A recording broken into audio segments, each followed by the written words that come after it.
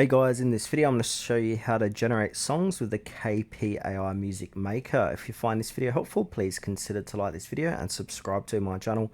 In saying that, let's just jump straight into the video. Okay, so what we first need to do is obviously go ahead and download and install KPAI Song Generator and Maker by Ceiling Network. So download and install. Then from here, simply sign up or sign into your account if you're prompted.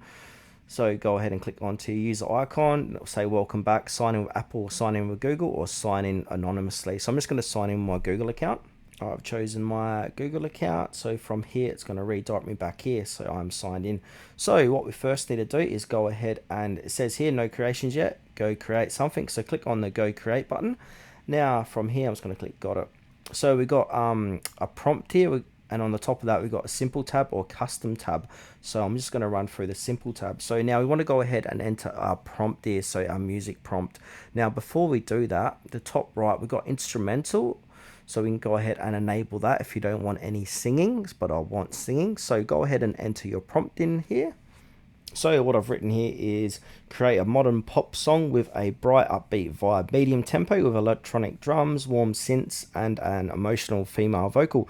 The mood should feel inspiring and catchy, similar to a radio hit. Add a memorable chorus and smooth transitions. We can go ahead and add upload, so we can upload a record, and we can also add an image if you like.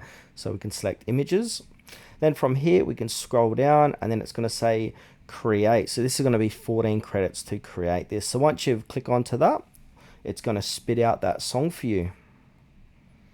So what I've done here, I've clicked create, and then it's going to say usually 10 to 60 seconds for preview, 1 to 10 mins for full song. So just go ahead and just be patient there, and it's going to go ahead and create those songs. Now, if you want to create more songs, we need to go ahead and possibly subscribe to their platform or their application, so it's going to give you more credits and features.